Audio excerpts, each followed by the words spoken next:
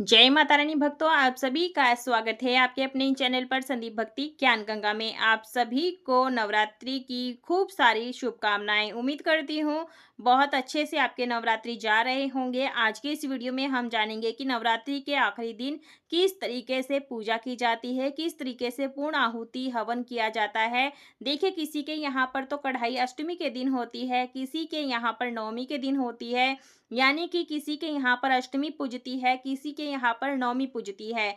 पूजा विधि बिल्कुल सेम रहती है, चाहे अष्टमी हो या नवमी हो। देखिए, आपके यहाँ पर अष्टमी पूजती है या नवमी पूजती है, जो पूजा विधि होती है सेम रहती है। और चौकी का जो विसर्जन होता है वो हमेशा हमें दशहरे वाले दिन यानी कि दशमी तिथि को करना होता है। बेशक हमारे यहाँ पर अष्टमी होती हो या नवमी होती हो, तो सेम उसी विधि से हमें पूजा करनी होती है। तो जो हमारा आखिरी दिन होता है, उस दिन सुबह सवेरे स्नान आदि कार्यों से निवृत्त हो जाएं, शुद्ध हो जाएं और शुद्ध वस्त्र धारण करने के बाद में सबसे पहले दहलीज पूजन करना है, तुलसी में दिया जलाना है। उसके बाद में आपने माता रानी के लिए शुद्ध सात्विक यानी बिना प्याज लहसुन वाला भोग प्रसाद बनाना है।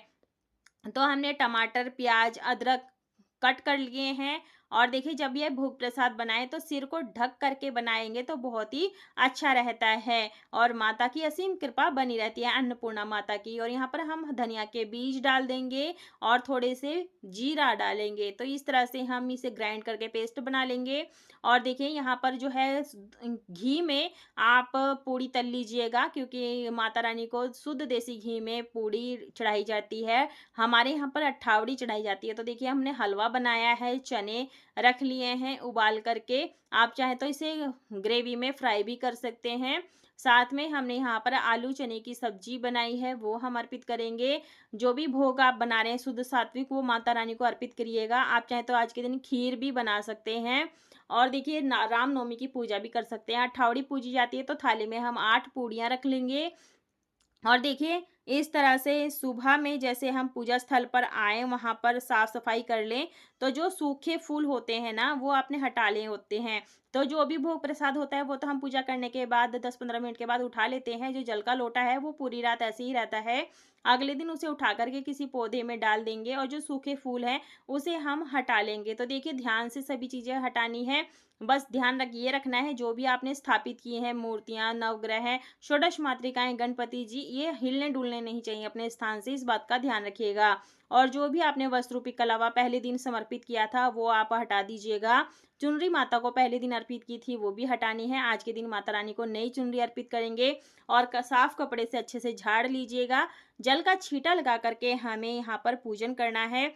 तो जैसे आप सुबह-सुबह स्नान करते हैं, वैसे ही माता रानी को सुबह-सुबह में जल से छींटा लगा करके भावपूर्व स्नान कराना है, सांकेतिक स्नान कराना है। अगर आपने अखंड ज्योति जलाई है, अगर उसमें घी तेल कम है, तो उसमें घी तेल अवश्य रूप से डाल दीजिएगा और दीपक को सँभाल दीजिएगा। इसके बाद में चुनरी उठा देंगे माता रानी को, गणपति को जनेऊ समर्पित कर देंगे। नया जनेऊ समर्पित करना है, इत्र लगा करके वस्त्र रूपी कलावा सभी को हम यहाँ पर समर्पित कर देंगे।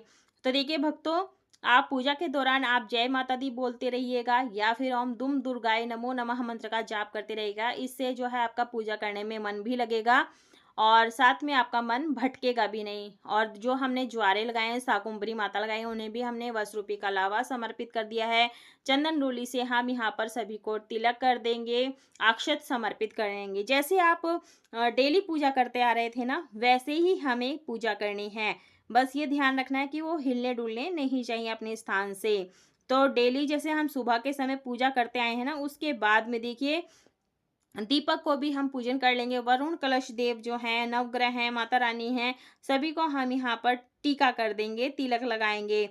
और देखिए, अगर आपने अखंड ज्योति नहीं जलाई है, तो पूजा शुरू करने से पहले आप दीपक एक प्रज्वलित कर लीजिएगा, क्योंकि पूजा हमारा जो है कर्म साक्षी होता है दीपक। तो पूजा आपने दीपक जला कर के ही शुरू करनी है। इस बात का आपने ध्यान रखना है। और देखिए भक्तों, यहाँ पर हमारे यहाँ पर ना जो 9 टिकिया लगाई जाती है चंदन, रोली और सिंदूर से, क्योंकि जो नवरात्रे होते हैं पूरे 9 दिनों के होते हैं, तो 9 टिकिया लगाई जाती है। पहले दिन और आखिरी दिन फूलों की माला माता रानी को ज़रूर से समर्पित करना है। जो भी फूल आपको मिल जाते हैं, वो माता रानी को ज़रूर से समर्पित करना है। देखिए, माता रानी के जितने भी स्वरूप होते हैं तस्वीर में दिए गए, सभी को हमें तिलक करना है। और यहाँ पर वरुण कलश देव को जो है हमने पूजा में फूल समर्पित कर दिया है। यदि आपको गुड़हल का फूल मिल जाता है वो समर्पित करें, कमल का फूल मिल जाता है तो वो समर्पित कर सकते हैं, नहीं तो गुलाब का फूल तो ज़रूर से समर्पित करना चाहिए। धूप दीप जला देंगे, धूप जलाने से वातावरण सुगंधित होता है। और देखिए भक्तों, आपने इस पूजा में सभी परिवार वाले मिल कर के इस पूजा को करेंगे तो बहुत ही शुभ रहता है। पूजा हो जाने के बाद में जल का भोग लगाएँगे। जल का भोग लगाने के बाद में जो भी माता का प्रिय भोग है, वो आपने माता को लौंग बताशे का भोग माता रानी को ज़रूर से लगाना है।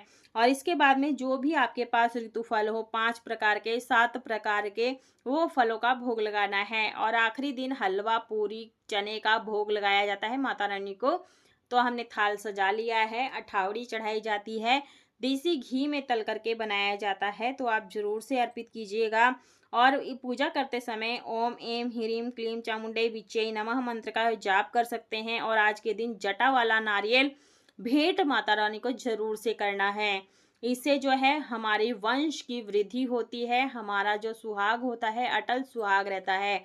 आप चाहे तो पूजा हो जाने के बाद में ये नारियल कन्याओं को फोड़ करके खिला सकते हैं प्रसाद के रूप में, या फिर आप मंदिर में ले जा करके दान कर सकते हैं माता रानी के मंदिर में।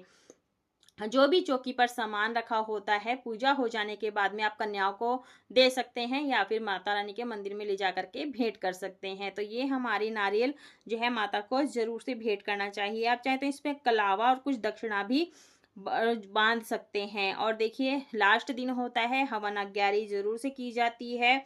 तो आप एक प्लेट में अष्टदल कमल बना लीजिएगा। आप चाहें तो गेरू से हल्दी से लीप करके चौक पूर करके भी हवन कर सकते हैं।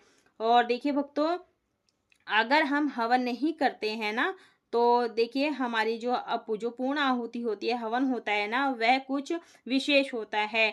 तो यहाँ पर हमने गाय के गोबर का उपला सुलगा लेंगे, और यहाँ पर नारियल का टुकड़ा घी में डिप करके एक बत्ती रख ली है। जल का छींटा लगा करके शुद्धिकरण करेंगे, हवन का पूजन करेंगे।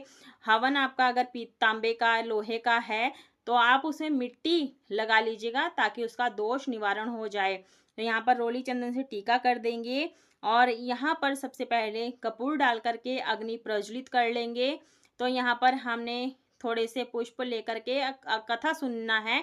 आप यहाँ पर दुर्गा सप्तशती का पाठ कर सकते हैं। आप दुर्गा जी के मंत्रों का जाप कर सकते हैं। ओम दुम दुर्गाय नमो नमः मंत्र का जाप कर सकते हैं। और आप अगर माला जाप करते हैं तो माला जाप आप जरूर से कर लीजिएगा। अगर नवरात्रों की व्रत कथा पढ़ रहे हैं, तब आपने नवरात्रों की व्रत कथा पढ़ने के बाद में ही आपने पूर्ण आहुति देनी है। तो सबसे पहले घी से 5 आहुति देंगे। गौरी गणेश जी के नाम की, नवग्रह के नाम की, षोडश मातृकाओं के नाम की, ग्राम देवता स्थान देवता के नाम की। फिर हम हवन समिधा से जो है यहाँ पर हवन करेंगे। ओम ह्रीं क्लीं चामुंडे विचे नमो नमः, ओम दुम दुर्गाए नमो नमः बोलते हुए हम यहाँ पर जो है आहुतियाँ देंगे। तो इसे जो है पूर्ण आहुति बोलते हैं। साथ ही ओम पूर्णमदं पूर्णमिदं पूर्णात् पूर्णमुदच्यते पूर्णस्य पूर्णमादाय पूर्णमेवावशिष्यते स्वाहा। स्वाहा आपने जरूर से बोलना है। ओम अगन्याय नमः स्वाहा, ओम गणेशाय नमो नमः स्वाहा, ओम गौरी गणेशाय नमः स्वाहा, ओम नवग्रह नमः स्वाहा। इसके बाद में हमें लौंग का जोड़ा इसमें अर्पित करना है। आप जितने भी सदस्य हैं घर के, सभी लोग यहाँ पर जो है लौंग का जोड़ा घी में डिप करके अर्पित करें। जो भी भोग प्रसाद आपने माता को लगाया है, वो आपने अग्नि में जरूर से समर्पित करनी है। इससे जो है माता रानी का जो अग्नि का मुख होता है, सूक्ष्म रूप से सभी देवी देवताओं तक जो है भोग पहुंच जाता है। तो आपने जो भी भोग अर्पित किया है, वो आपने अग्नि में जरूर से आहुतियां देनी है। आहुतियां आप पूजा सामग्री की हम 5-7 ऐसी आहुतियां देते हैं। उसके बाद में हमने जो भी भोग बनाया है, उसको भी हम अग्नि में इस प्रकार से डालते हैं। पूरी हलवे का भोग ऐसे माता रानी को हम अग्नि में डालते हैं, समर्पित कर देंगे। ऐसा माना जाता है अग्नि में जो भी भोग चढ़ाया जाता है, होम किया जाता है, वो सीधे देवी देवताओं तक पहुंचता है। तो इस तरीके से आप 5 बारी 7 बारी हलवे पूरी से ऐसे अग्नि में आहुति दे सकते हैं। अट्ठावड़ी पूड़ी हलवे का मुख्य भोग जो है माता रानी का हलवा पूड़ी है। और आप ज़रूर से अर्पित कीजिएगा। उसके बाद में आप मीठा पान चाहे अर्पित कर सकते हैं माता को। उसके बाद में हम यहाँ पर आरती करेंगे। अम्बे तू है जगदम्बे काली, जय दुर्गे खप्पर वाली, हम सब उतारे तेरी आरती। तो इस तरह से आप आरती कर लीजिएगा। देखिए अंतिम दिन तो आप ज़रूर से माता को जो है ना पान चढ़ा सकते हैं डंठल वाला। अंतिम दिन तो आप ज़रूर पान का भोग लगाएँ, लौंग इलायची का भोग लगाएँ इस तरह से। और देखिए हमारी ये जो पूजा होती है आप अष्टमी नवमी के दिन ज़रूर से कर लीजिएगा। इस तरह से पूजा करने के बाद ही हम यहाँ पर हैं जो कन्या का पूजन करते हैं, कन्या पूजन करते हैं। तो देखिए अंतिम दिन देखिए हम जब स्थापना करते हैं पहले दिन और अंतिम दिन हमें कुछ विशेष पूजा करनी होती है। तो ऐसे में हम जो है पूजा माता की करते हैं और इसी प्रकार से सरल विधि से अष्टमी नवमी की पूजा करते हैं। वीडियो पसंद आई वीडियो को लाइक शेयर सब्सक्राइब जरूर कीजिएगा। कमेंट बॉक्स में जय माता रानी अवश्य लिखिएगा। पूरा वीडियो देखने के लिए धन्यवाद।